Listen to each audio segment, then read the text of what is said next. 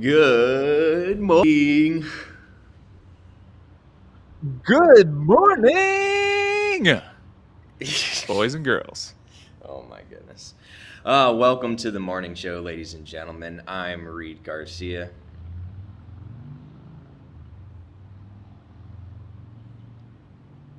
This is Ryder Drinking Coffee Richards. Drinking Coffee Richards. And today, in case you didn't tell, we are in a little bit of a different setting. And that's because I'm actually on vacation. Woo! But vacation is a fun thing, and that's what we're gonna. Hooray! So, on vacation, are you gonna? Yeah, that's what we're going to talk about today. Talk about some vacation, and it is also Ryder and my's first time doing a remote show, and so we will be learning on the fly as well. Although we've tested it, this is hotel internet, and who knows how things will go.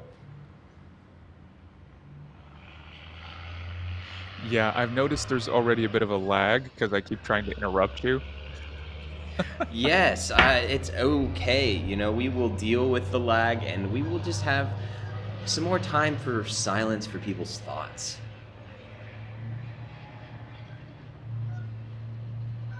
Yeah, okay, that sounds good. We will plan our pauses. I'm gonna also need hand motions, signals, all sorts of things that I probably won't be Smoke able to signals. follow. Yeah, perfect.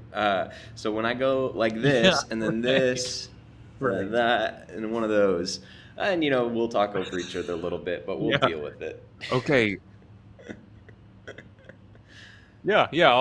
I'll make I'll be like one of those runners that gets caught in a trap between two bases, just Nice. pausing, try to dodge both ways at once. It'll be good fun for everybody. Yes, baseball. What a reference. All right, so vacation. First off, we'll throw it to you, Ryder. Now that you have heard the term vacation, what does that bring to mind to you? And what does vacation look like in your life, if it exists at all? Tell us a little bit about vacation.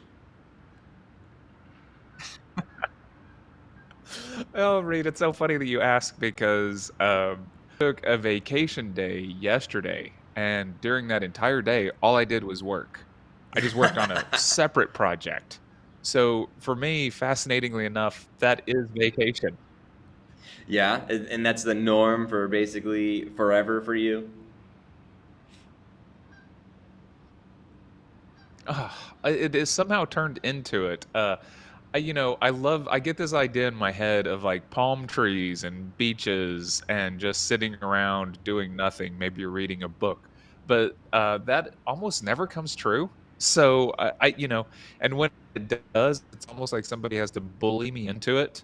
It's like, no, no, we've got a place on the beach. Come hang out with us. And I'm like, oh, but I can't get enough work done.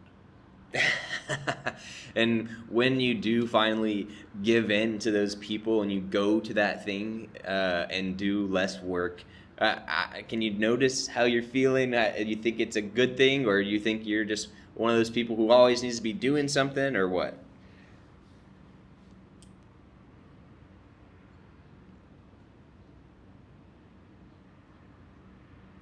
Oh, I don't know. I don't know when this came about. When I was in college, I was very capable of being super duper lazy and doing nothing. But somewhere along the way, I guess I've been trained. So yeah, we'll see how it plays out. But now I like the idea of going somewhere and staying there but it takes roughly 3 days for me just to calm down. So what I've been finding is it takes 3 days of vacation for my mind to start resetting to a point where I'm not frantic or thinking I'm missing something or not doing something or not being productive with my time. Yeah, that's interesting. And I wonder if it's because of the fact that, on an average day, on an average week, you do so many things and you have so many jobs and hats that you wear. And, whether it be, things for money or the gray middle where it's work that you're doing that may be for money. And then there's the things on the side that you do just kind of out of your own interest. So I mean, you got a lot of stuff that you like to do, or and at least that you are doing. Right, right. No, I mean it's a good thing to kind of get into that work life balance and There's I was it was literally this morning I was writing something down where I was thinking about the difference between living a full life and living a good life. And this is a distinction that just popped into my head because whenever I die, I want to have lived a full life. And I was like, well, that's bullshit. Like, really, like, sorry to cuss, but it's kind of You're like fine. something that I was thinking to myself that no one on their deathbed is ever saying, I wish I would have done more.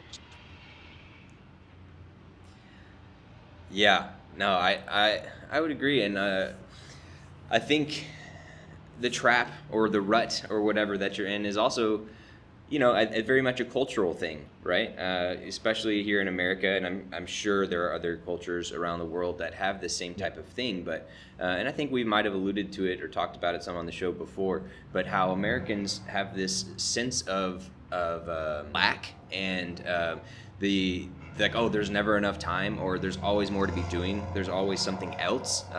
That is a very American mindset, and I'm glad you brought up that word work-life balance. And another term that you may have heard, which we could talk about a little bit too, is work-life integration. Have you heard that term thrown around? Oh, I have, but not as often. I it's I think for some reason the balance idea is pretty sticky. But yeah, the how would you define the difference between a just say a balance or an integration, or do you think it's kind of the same thing? Well, one thing, and I don't know, who first coined it or whose idea it was, or if it's just something that kind of got said. I don't know the history of that term. Um, but the idea of balance is one. It implies, at least in my mind, a classic thing to think of with balance is a teeter totter or a seesaw. Whatever those things are called, right? A lever with a fulcrum, if you want to use technical terms, and that implies there are two sides, right? And they have to balance each other out. And that means they either need to be equal or you need to shift the fulcrum, the little middle part of the teeter totter, to be where they can be equal using leverage. So integration, it's much more, integrated means like together and intertwined. And so it's like, okay, instead of trying to balance your work and your life, it's like, no, figure out a better way to integrate your work into your life to where it's a part of it. But obviously that could be a struggle, because if you go and do too much work, and it starts to bleed into everything you do, then that becomes an issue. So it's finding the right balance of that work-life integration. Yeah, yeah, right. No, no, that's good. I think these are things that when we bring up ideas like vacation, then it is that we have to have this time away because our jobs are so tedious or something. So there might also be a myth in there about the way that vacation needs to play into a society that has grown to a spot where we're grinding people into the ground with work. And at that point, yes, you do need a vacation and you get, 10 days per year to actually like go find yourself or restabilize, because oftentimes now people are working weekends as well, and with the advent of smartphones, one of the problems is that we are working more than ever. People are working, apparently, at least in China, this is one of the stats I read about, they're working between 8 to 12 hours a day on top of their normal career. So that career might be 50 hours a week, and then you just go ahead and tack on another 8 to 10 hours because you have a smartphone, and so you keep accessing work even when you're supposedly away from work. Yeah, that certainly is a problem. And, I wanted to point out the similarity between vacation and retirement. And at least in the way that we as Americans look at and think about retirement, it's the same kind of concept, right? And I also want to point out the fact that you use the term lazy, right, when someone is on a vacation and relaxing, right? And lazy is, at least in my mind, it has some negative connotation, right?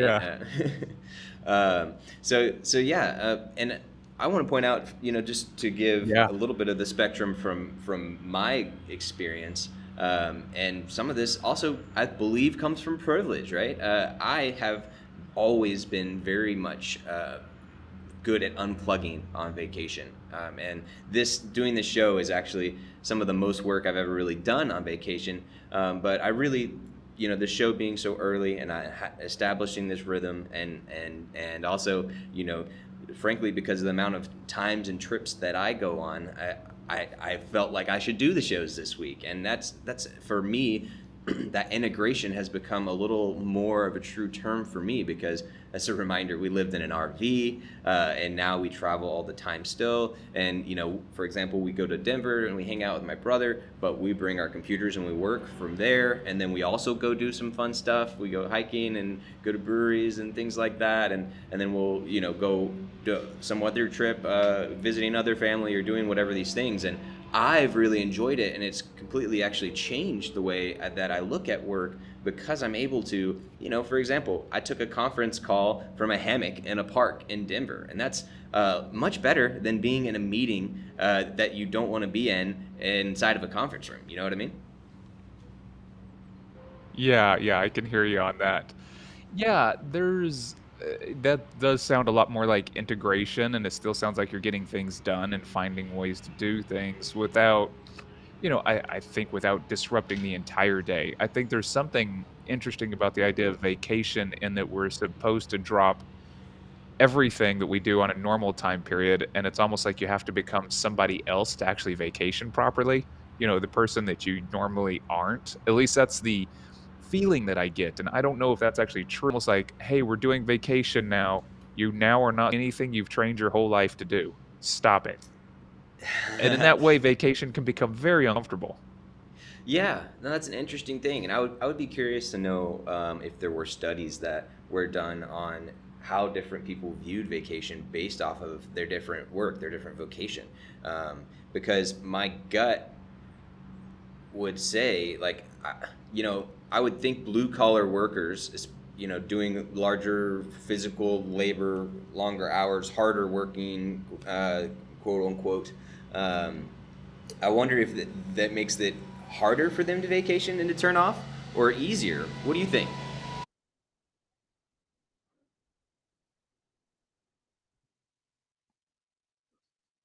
Oh, man, I have no idea. I can only compare it to people I know, and that becomes looking at people that are, let's say, highly successful in their jobs or careers. And I know a couple people that are highly successful that are constantly going on vacation to sort of, I don't know, it's almost like, I've got the money, I feel a lot of stress. The only way to get over this is to like fly to a beach for a weekend and just stay drunk for 3 or 4 days. It's that kind of thing. And so that makes me think that there's a release mechanism built in the to vacation, which is that to escape it's almost a form of escapism rather than. I think you mentioned retirement earlier, and of course, I love this idea that vacation could sort of be like testing out or pre-retiring, or I think Tim Ferriss's idea of your retirement when you're younger, and just All right. We had a temporary internet issue. But Ryder was just saying that you seeing it as a temporary experience that can enrich your life, and talking about how you can use that time to, uh, correct me, Ryder, if I'm wrong. Was this a continuation of the bucket list point, or was it a separate point? I think it's sort of linked to it, but it also turns vacation into a form of work, which is on your vacation time. Yeah. So when you were talking about that, I thought of a couple of things. One was the another point of vacation is to give something for people to look forward to, right? And that actually can help people do better in their day to day and their week to week. And I've heard that from multiple people who it's like, I always like to have the next vacation planned even before the one I'm on is over, because then I have something to look forward to. And the people who say that more often are those who I think have a little more drudgery in their day to day life, and they view their work as a little more drudgery, which, I don't have the stats offhand, but Yeah. it's remarkably high in America, right? It's something like 60 or 70% of American workers are dissatisfied with their job. So that's a lot of people. And so it is giving them something to look forward to. But another thing that you touched on that I wanted to point out is how this can be very different based on who you are and how you do them.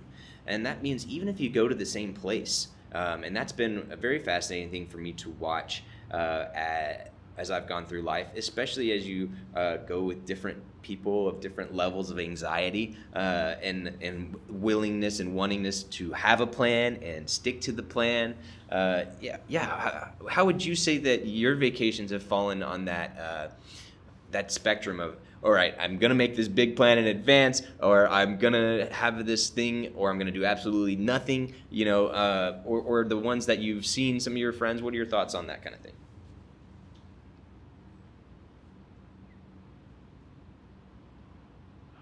Oh, yeah, man, it makes me want to spin off into all sorts of socio-cultural, political, capitalist issues with everything that's going on, right? This notion that planning everything out or saving yourself from the situation you put yourself in because you think you need this money to survive, right? I start going through these things where I want to automatically push back against all of these concepts because I think that as we verbalize them or voice them, we can see that a lot of these ideas are sort of flawed inherently. I mean, the whole idea of vacation probably wasn't flawed originally, but it seems like increasingly, if you have to plan it in advance and schedule everything because your life is so onerous, oh man, like there's something really bad there, that's systemic. And there's something also fascinating about the the issue that I think in America we don't get a lot of vacation time, and we are scared even when we take it. And this comes from a couple of books I've read about mid-level managers who, such as Moral Mazes by Robert Jackow, who says that they don't actually like going on vacation because they don't know what the office politics will do while they're gone. So they're so scared for their job that to leave for more than a week at a time might be to actually sacrifice your position within the company. And that's sort of a fascinating spot to put us into where you're too afraid to even take a break from your life, much less even if you do schedule one or something, then you probably cut it short because you can't relax when you get there. Yeah, and along those same lines, a thing that I've heard people, many people even my own life say, and I've read and heard in podcasts and things like that as well, which is, oh, there's going to be so much more work when I get back because of what I've missed, right? And then some people don't even take vacation because of that point. And it was really interesting. By the way, I just wanted to say that point that you made, that just makes me sad, to be honest. The fact that people are so fearful of losing their job that it affects their entire life, and I think that's more true than people may realize, right?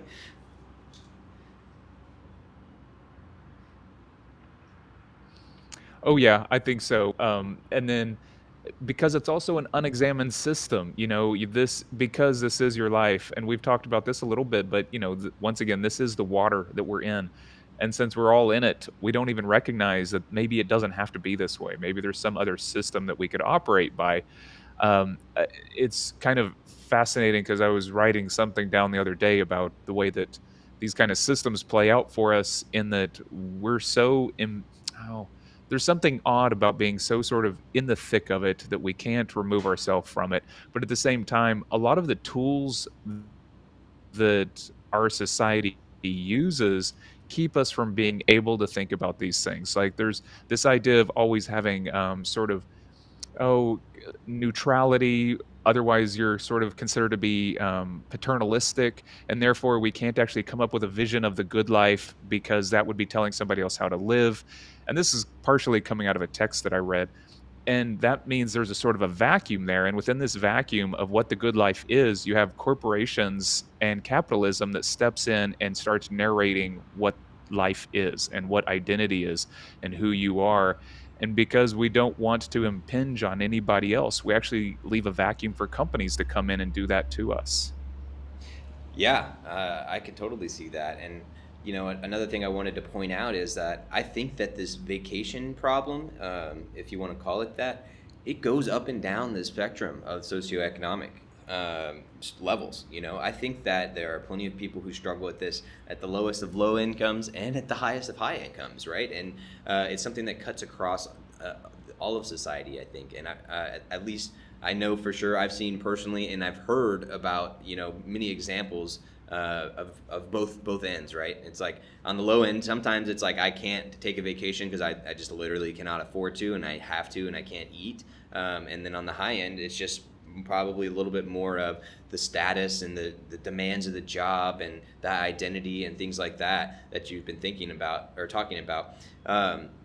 But yeah, I think there's a little bit more of a larger trend towards people respecting and enjoying vacation a little bit more, and also change of pace and change of location. Especially with COVID enabling more and more people to work remotely, I think more and more people have realized, like, hey, I can take my laptop and go do this job from a lake house, or I can go do it from the beach. And oh, guess what? Like, maybe that actually makes me a little more likely to get off at 5 o'clock whenever I can see my friends or family outside having a drink, or sitting down by the dock or whatever. I think that's one of the nice things about it. So yeah, I don't know if we explicitly mentioned it earlier, but I think one of the purposes of vacation is a change of scenery. Oh yeah, and I think a change of scenery is great. It's just fantastic in what it can do to sort of reset habits and behaviors and attitudes, and we've talked a little bit about setting up your sort of workflow or your office space or something in order to stay productive or have good habits. But you know, whenever you get out of that situation, maybe you can revert to some other set of habits, which might be spending more time with friends and family. But I agree with you completely too that I think working remote and COVID has sort of shaken some things up. All of a sudden, in interesting ways, people can see that they can work remotely and still get their job, or they can, not go into the office and that they're still valuable. And hopefully, some of that anxiety around your job has actually been lowered. I'm not sure if that's actually true. I don't, once again, we don't have the stats on this, but I would hope Yeah. people could see that maybe they could integrate a little bit of daily vacation into their lives. Yes, and I don't remember if I brought it up on the show or not, but that was one of the big revelations for me, was that, hey, you can have fun and you can do different things on a weekday, right? I think a very common trap for us to fall into, especially in America, especially in this day and age, is go to work, come home, eat some dinner, watch some Netflix, go to sleep, and then repeat the cycle, right? And whether or not it's Netflix or video games or whatever, or maybe it's tucking in the kids, but basically the point being that it's that routine, or that rut, you could say, that you're doing that same exact thing every day. And I don't mean to denigrate that or say if that's what people enjoy and that's what people want, then great, go for it, right? Everyone's entitled to live however they want to live. But I would argue that a lot of people, if not even the majority, could benefit from, or maybe like it more if they were to start doing more during the week. And I know, after Danielle and I moved out to LA and we lived there for a little while, it was after we did a couple of these weekday things. Oh, first it was maybe a happy hour after work, and then it was, we invited some friends over to play board games. Then we had someone over for dinner, and then the biggest shift for me was when I started to have some friends that lived less than a mile away from me, just around the block or whatnot. I say the 10-minute rule. Like if someone is less than 10 minutes away, that changes. There's a activation energy. Once it gets above that, people are like, oh, I gotta get in my car, and there's a activation energy. Once it gets above that, people are like, oh, I gotta get in my car, and it's gonna take all this time, and but no, when I had someone around the corner, it was like I just sent them a text, like, Wednesday at 9 p.m. like, hey man, come look at this thing real quick, or hey, come over and have a single drink, or let's play a short game. Have you ever had someone that you've lived that close to where it changed how you guys hung out together? Oh, completely. I'd have to say that, I have a neighbor that's a couple doors down, and then golf cart, which is really funny because he's hooked all these lights and things up to it, and it's fantastic. But he will, drive over with just a couple of beers. He'll see my garage door open or whatever, and he just swings by with a couple beers. We have a beer, and then he takes off. But it's a 15-20 minute just interaction of just joking around and having fun in the middle of the day, or, I say middle of the day, middle of the evening, that sort of disrupts the daily routine. There's a little bit of humor injected back into your day, and it's just a lot of fun, and it sort of has shown me that sometimes taking a 15 or 20-minute break to have fun with somebody, even if it's an hour, whatever it is, like, that proximity allows for that, part 1, but also just the idea that the time doesn't have to take up your entire evening can mean something really. That way people don't sort of feel like they're losing out on something or they're stuck in a situation they can't get rid of. Sometimes the idea that I need to go over to somebody's house, but I haven't seen them in a year means I need to spend 3 hours with them and then I'm off because of the time investment. Yes, and this kind of touches a little bit on something we referenced back in episode 4 when we were talking about neighbors. And I was telling the story about how I was intentional about wanting to meet my neighbors when we moved into this apartment complex, and it was hard. It was hard to get people to do something. And one, I think part of that is because it's an apartment, and that's the nice thing about the house is you can be a little bit of a it's not really a creep, right? Because you're just being a neighbor, but you can look and see like, oh, they're coming home, or they're out to get their mail, or their garage is open.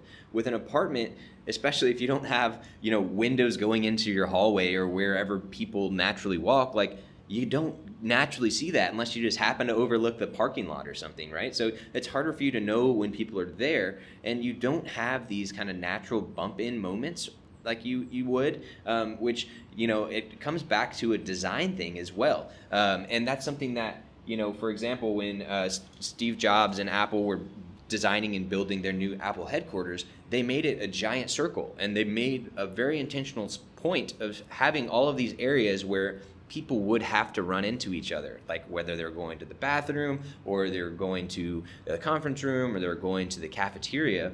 But having those natural areas where people are running into each other is very intentionally designed in some places, and it's an important part to consider in architecture and interior design. And that can make a completely different feel for not only like what a certain building is like, but a whole company is like, what a whole community is like. Because to use a drastic comparison, think about that, and then think about, okay, instead of doing that all day, every day, you're going to sit on these meetings where you're muted 95% of the time, and you have internet in between you guys, and you're sitting in your sweatpants, and nobody really wants to be there. Like, just think about how drastic those two different environments are.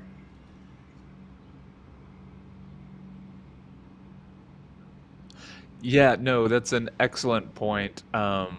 Yeah, it also makes you start thinking about when people do talk about the flaws of remote work, and we start talking about the idea of these meetings in which you're muted, right? Then you start questioning why these meetings are happening, and maybe it has nothing to do with you, and stuff like that. So you feel less and less relevant in those spaces. And then there might be something really fascinating about physical architecture that's designed to make sure that you're engaging with each other, that you're meeting with each other. And this gets back to something that we haven't talked about a whole lot, but you actually can design Zoom meetings around integrating people and making sure that their voice is heard, and so that it doesn't turn into these keeping everyone muted 95% of the time. There's ways to design these changes in. When you were talking about architecture earlier and your apartment, and of course peeking out the window so that you could potentially bump into somebody when they walked up the stairs, it all sounds kind of like the efforts you have to go to sound stalkerish just to have an interaction with somebody, like, but you do have to engineer. Yeah, you have to engineer bumping into them. And what's kind Yeah. of fun about that as well is that uh there's there's some studies I did with architecture where they actually created these utopian cities, these designed cities that were supposed to be absolutely perfect. And like Corbusier ended up creating one, and of course it didn't get built while he was alive. I think but it ended up getting built in Brazil, and they ended up building this what they thought was going to be a special utopian city. And all of the apartments, they wouldn't allow anybody to have anything on the doors because that would take away from the aesthetic of it.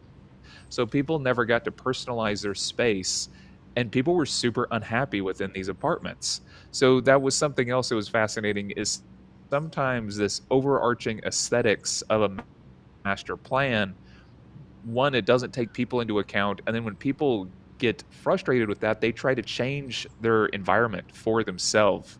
And then you get pushback from this upper management to maintain a design aesthetic rather than the function. And I think the whole thing becomes really kind of exciting and interesting to get into. But I'm always interested when people find a way to modify their environment, even when they're supposed to, like, I don't know, toe the line of whatever sort of corporate regulations are there. And this gets back into these other things that vacation or hobby time or even whatever it is, it's also a way to identify who and what you are. So the choices you make whenever you get to have a vacation also say something about you. It's one of the only times in your life that you don't have to wear the suit and tie or show up at the with the mandated clothes on. You actually get to like going to do, and this is these 10 days a year that you get to sort of like be free to show like what you care about within your sort of economic, of course. But I think there's something really interesting about that as well. I agree. And, whether or not we get to it maybe a little bit later today, if we don't, I'd like to talk about it another time. But just the idea of what is fun and what is leisure and, deciding what that is and what's the importance of it and things like that. But I wanted to touch on, well, actually, real quick, I just pulled up the Wikipedia definition for vacation because I was curious, having done no research before pulling up this podcast. I thought I would read this little excerpt from it that the concept of taking a vacation is a recent invention and has developed through 2 centuries. Historically, the idea of travel for recreation was a luxury that only wealthy people could afford. In the Puritan culture of early America, taking a break for reasons other than the weekly observance of the Sabbath was frowned upon. However, the modern concept of vacation was led by a later religious movement encouraging spiritual retreat and recreation. The notion of breaking from work periodically took root among the middle and working class. What does that make you think, Ryder?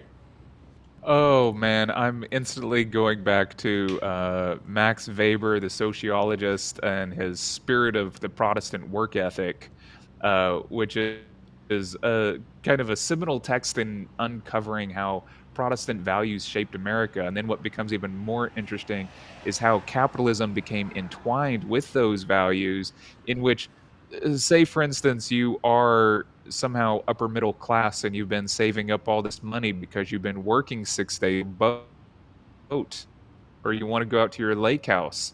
So then it becomes sort of, you there became this idea of instead of hiding your wealth to have conspicuous consumption. And that was one of the sort of hallmarks of this sort of upper middle class, because how do you show off all your stuff unless you have a lake house and a place to go do it? So then it needed to become, tied into religion, which is kind of a fact idea in itself. But that was those are some of the first things. I also like the idea that this was a common socialized practice, that one should have this time and that this is not just something for the wealthy to do. So I do like that kind of spreading out of these kind of values to all class levels and all people. It goes back though again into the exact issues you're talking about. Whenever you don't have money or you are afraid of not working, then I don't know, there's still sort of a real disconnect and a precarity in your position, which tells you you can have a vacation, but that vacation probably means that you just work a second job or you go do something else. At least that's the way that I end up feeling, I think, because for a long time I didn't make any real money. And so every time I had a vacation, it was just a chance to go work more so that I could catch up with something else I needed financially. Yeah, no, and that's I'm sure a reality for many people out there, right? And like I said, for me, I definitely recognize it as a privilege to have grown up the way that I have, and to be able to have the jobs that I've had that have had very good vacation policies, and on top of that, one thing that I've taken more advantage of than a lot of people, and one thing that I encourage more and more companies to do, which I think they have done with COVID, is the ability to work remote and the ability to have flexible time. It was quite the juxtaposition between my job and Danielle's first job. Danielle's first job, if she was going to show up at 8:03, she had to call in and say, "Hey, there was a wreck. I'm going to be 3 minutes late." And then one time I remember it was the end of the day, and it was 4:49 or something like that, and she sent her wrap-up email, and then the boss wrote back and said, "Hey, it's not 5 o'clock yet. What are you doing?" Just to give a couple of other examples of the way that company worked is, yeah, exactly. And they had these metrics where it's like, oh, you need to get in 40 calls a day or whatever the number was, and Danielle wasn't hitting those metrics sometimes. And she's like, yeah, because I spent an hour talking to someone she was a recruiter, who actually is taking the job, who actually I'm working with them on their resume so they can get the thing. They are a solid lead. Like, quantity is not the same as quality. And oh, by the way, I'm in President's Club. I'm in the top % of this company. Like, leave me alone and let me do my job and stop treating me like a baby, right? And so it's quite the juxtaposition for her to be in that work environment. Then for me, when I had, the way my company worked was you had 2-week pay period. You got 80 hours. You just got to get it in. And that's one of the beauties of being able to work remote and being able to have a job where you can do that type of thing. And so, on the average week, for me, I honestly flex probably most every week. It's like, oh, I go in, and if I'm in and working on a task and I'm really focused, well, maybe I end up putting in 9-10 hours that day. If I'm not feeling it, or maybe I'm trying to get off early to go do something, or say, especially on Fridays, right, then maybe I'll work a little less. Or maybe I'll do the thing where, hey, I'll work a little bit in the morning at home, and then I'll go in and I'll work, or maybe I'll do a little work later at night. But basically, anytime I was going to take a trip, I took more 3-day weekends than a lot of people, because I would just take those 8 hours from Friday, redistribute them over the other, 9 days from that 2-week schedule, and then I would have off a day, right? Which is another concept, which I'm sure we'll talk about some other time as well, but just the connection of time to money as when it comes to a job or work, and the hourly aspect versus being paid per project or per task or per output, whatever that may be, right? But yeah, that combined with the number of vacations, and then, oh, by the way, there's another concept, which is taking unpaid time, which is a concept that really freaks some people out. And it's like, but wait, it's like, hey, if I go on this thing, like, for example, let's say I wanted to do a big long trip to Europe. I wanted to spend 2 weeks, and it's like a once in a lifetime thing. Well, it might be worth it for me to take a few days or even a week where I'm not getting paid. Yes, that effectively makes the trip more expensive, but now I'm going on this once in a lifetime vacation, right? And so it makes sense. Have you ever heard of the whole concept of unpaid time and people doing that? Yeah, I have, and and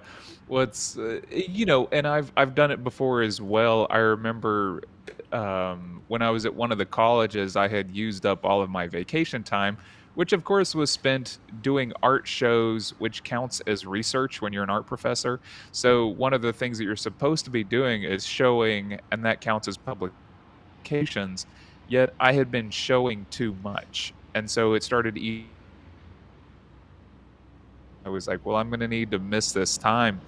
And they were really frustrated with me because they had to do extra paperwork to create unpaid time for me. Yeah, it's funny how that works. And one thing that I want to point out, and I don't know if there are laws on this, and it may vary by state and things like that, but at least for the average corporation, as far as I'm aware, the main thing you have to be concerned about is maintaining that full-time status, and working enough hours in the year or days in the year or whatnot. And a number is 32 hours in a week. And that having that full-time status is important for maintaining certain benefits, largely health insurance that may pay into some retirement matching and things like that. But that was another thing that I saw some people doing at Boeing was they say that, for example, one person was working on a degree, and it was a rather intensive degree, and they had to actually go up to the school, and there were lots of projects and time. So they started working 4 days a week. And so that concept where it's just like, hey, Huh. I'm going to take that Huh. extra day and I'm just going to sacrifice 1/5 of my pay, or maybe negotiate something with the boss or whatnot. And then I'm going to take that time and do something else with it. And oh, by the way, guess what? If you're doing a salary type of job, you'd be surprised, even if you take that time away, how much you're still able to get done, especially if you're intentional about it and trying to be, more productive about it. And then guess what? You have that extra day to do whatever you want, which could be leisure some days or all days, or maybe it could be that time for you to do some of those other things that may generate other income for you, which, oh, by the way, may end up leading to you end up making more than you would with your salary, at least for that one day, right? Oh yeah, no, these there are options here. I think one of the things that we bump into when it comes to trading time for dollars or whatever it is once again, it probably isn't the best metric of how we should be living our lives, but it's also kind of fascinating to look at this time money idea, and then the idea that you could basically buy back your time by taking less money. So, what at the end of the day is more important to you is having the access to 3-day vacations and basically working 4 days a week and, relaxing 3. That sounds like a much better balance if we're gonna keep using the sort of work-life balance analogy. Because if you can't fully integrate those 2, then, yeah, maybe you should actually focus more on setting up that balance. And what would that look like? I mean, do you need some people don't need that extra day's worth of pay, that extra 20%. They do make enough money that they'd be able to sort of sustain themselves without it.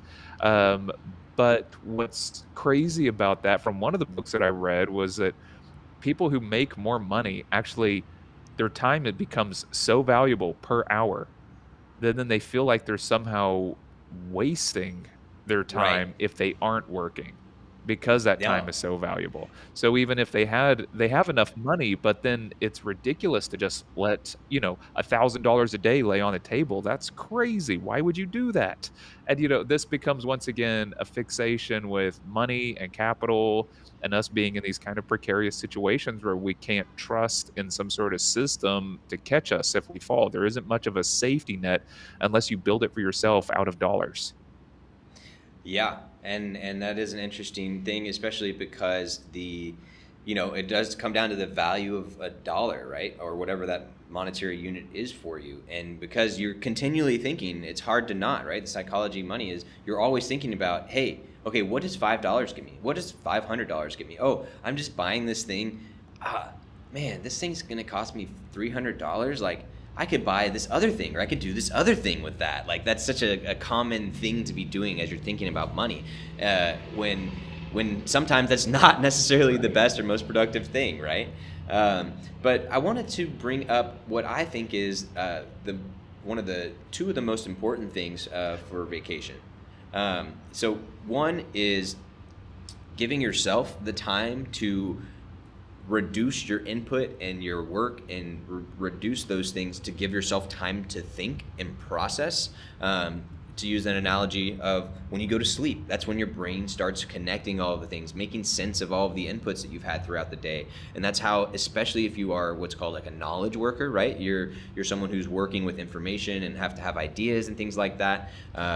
So it's kind of like sleep, giving more time for things to connect. So that tied with very related is getting new environment, new inputs, and other things to help you become more creative, have more solutions to those problems, have other ways of thinking about those things. And then the other one is talking to other people, right? And hopefully some people who are close to you, but even if it's not, it doesn't matter whether or not they're close to you, but talking a little bit more at a deeper level, having more intentional conversations, and bouncing your problems and ideas off of other people, right? And having that kind of whole mix up. Like, those are all things that I really get out of vacation, and I think they're extremely important. And this whole idea of vacation and work-life balance, work-life integration, it's never been more apparent or a struggle, or whatever word you want to put there, for me, because I'm a solo entrepreneur, right? I get to decide how much I take and when, what is this work-life integration, what is this work-life balance.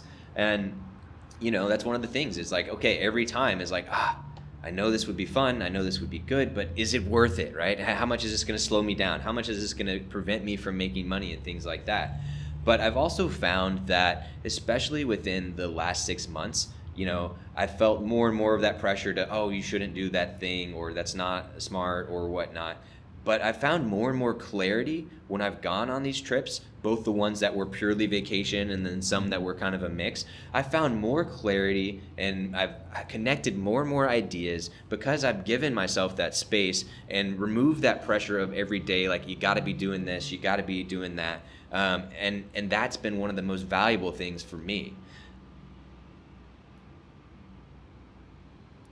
I would love hearing all of that. It's the thing that I was kind of thinking as we were talking is like I keep swaying this over into sort of the job situation, but I really do think, like you said, reducing inputs is very important, and that change of scenery can get you to think in different ways. But what's crazy about reducing inputs is we have so many inputs all the time. Like you won't be missing out on much. Like if you just reduce those inputs for a vacation period, it's not like you don't already have so much stuff rattling around in your brain that you have consumed over the last couple of weeks, much less a couple of months, that, sometimes taking that break, letting that stuff sort of sort itself out and process might get you to some sort of deeper spot where you can actually have a vision for how you want your life to move. You can start making decisions that have sort of a different type of priority to them rather than sort of the short-term urgency that I think we feel most of the time. So I'm a big fan, if you can, of getting away for more than, 3 or 4 days, getting away for a full week at a time, really sort of, I don't know, taking advantage of that sort of vacation space in order to let your brain calm down, let those inputs process, and then maybe get back to these other kind of values. Of course, I don't think you need to like intentionally be thinking about it that way. I think that these things just show up, right? It's not like you have a job to find your values while you're on vacation. I just think that while you're out wandering around, checking out new stuff, ideas and things will become clear to you. Yeah. And again, some of that also comes just from being the change of environment, the change of pace, and again, I want to point out that these are things you can integrate into your everyday life. I have a couple people in my life where they're struggling to get motivated, they're struggling to get productive, and I'm like, get out of your house. Just get out of your house. Like, go to a cafe, go to a library, go to someone's house. Like, just get out of your house. Like, yeah, you're surrounded by all of these things. You are, by the way, you're trying to do this mix of work and regular personal life, especially it gets harder and harder with COVID and things like that. You see all the chores, you see all the things that you need to do. You've got those half-finished projects. Maybe you have other people in your house that you love dearly, but heck, you're around them 24 hours a day. And also, regardless of what is, say, weighing you down at home, there's other opportunities and things, and a change of mindset and changing that environment and getting out of the house and going somewhere else, and working from another location. And it's hard to not just shake these people, be like, please just go do it and try it at least once and then tell me I'm wrong. Yeah, no.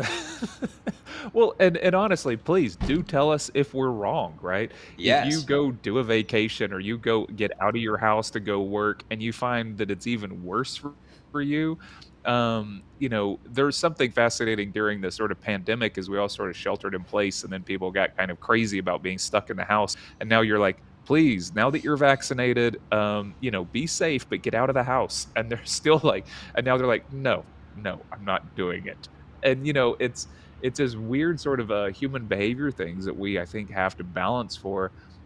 Previously, since I've been working remotely for a little while, I've always enjoyed having a space to go to work that's outside of the house, and I've found that that lets me keep a little bit of that work life balance. There's other little habits that I have, such as not bringing the laptop into the bedroom, right? Making sure that that's closed, and so I don't start try to work while it's time to actually be sleeping.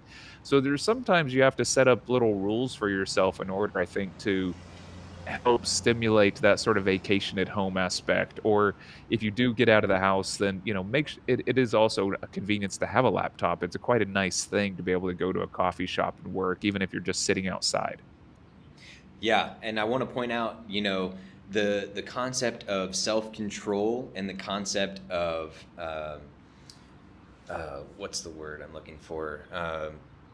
I'm the like motivation, willpower. The concept of self control and willpower are not what you probably think. There have been studies on this types of thing, and they show that, an example I like to give is an alcoholic.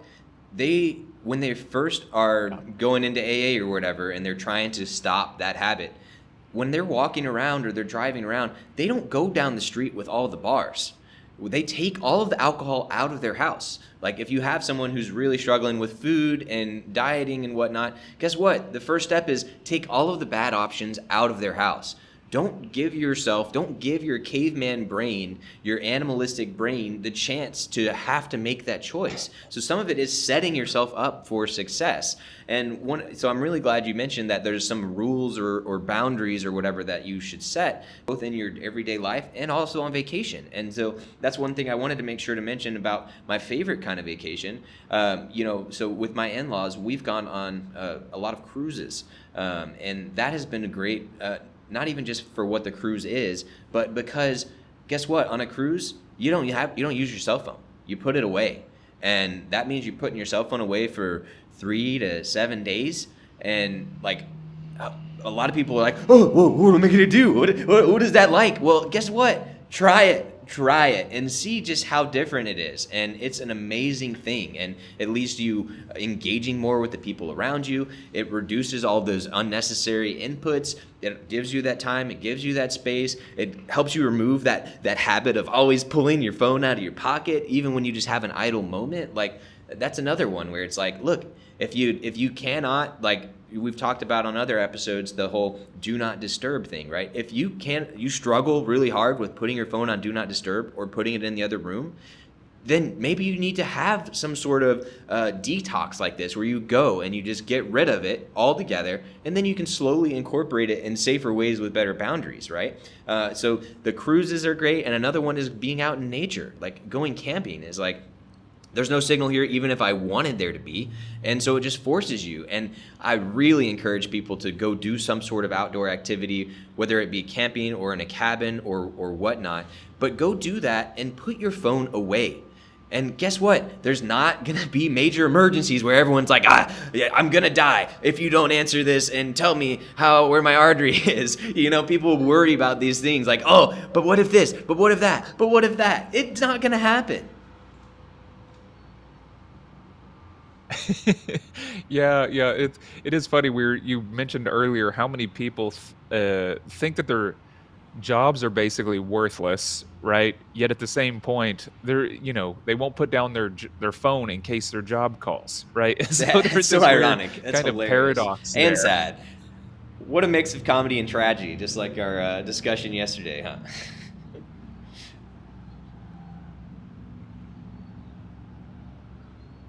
Yes, yeah.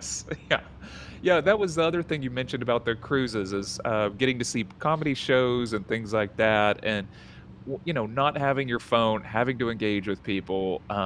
There's just so many sort of areas in there that all feels great, Uh, but I can also see the opposite where people feel a tremendous amount of anxiety without this sort of external organ that they're attached to. And so there is something kind of fascinating about that. Maybe that becomes part of the challenges is to take a vacation from your devices. Yes. Yeah, and you don't have to go anywhere to do that. And you could literally start with an hour or a half day or a day, right? And just do it and try it. And then come tell me I'm wrong if I'm wrong, right? And then if not, come tell us in the comments or write in on our website, contact us and let us know what your experience has been. We'd love to hear what you guys have to say on this. And one other thing I wanted to point out is, vacations, especially when you involve a significant other or a group or some friends or whatever, like you find into this trap where, oh, person A wants vacation to be this, person B wants to be this, person C wants it to be that. And they all have their different ideas of how it's going to go and things like that. But what I would really encourage you to say is, one, yes, be acceptable, be giving, compromising, because that's where the happy medium is. But don't completely give, right? Like if your vacation is miserable for you, then have that tough conversation, whether that be with your significant other or your friends, and be like, look, I know we've been going to Disney World for 25 years now, and I know you love it a lot, but it doesn't do the same thing for me as it does for you. So maybe you should go do that with somebody else. Or maybe when you go do that, I'm going to go do this other thing. Or hey, maybe let's just try this other idea that maybe scratches some of those itches, but could also help me scratch some of mine.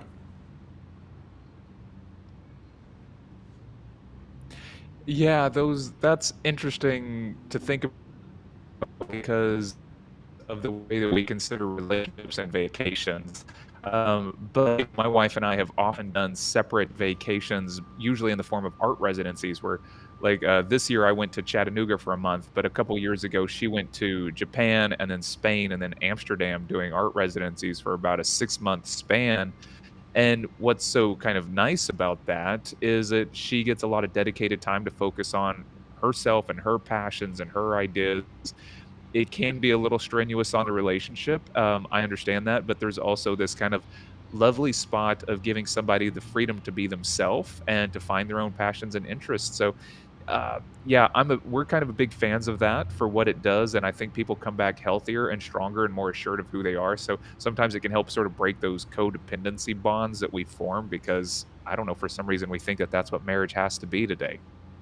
Yeah, amen to that. And I would definitely encourage that type of thing because, yes, it's so easy to fall into those codependent traps, especially in marriage and especially in an American marriage, just because that's what a lot of people think it needs to be, right? And that you need to be everything for that other person, right?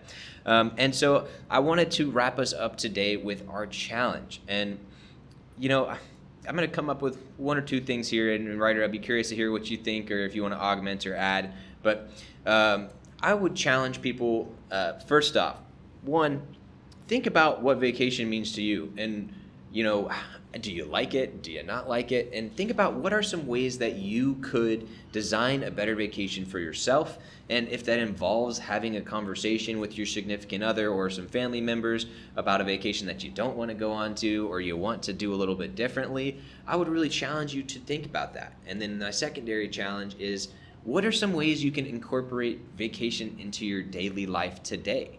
Whether that means putting that phone in do not disturb mode or in the other room, whether that means intentionally planning things on a weekday. And if you need to schedule it multiple weeks out, if that's how it has to happen to get started, that's fine.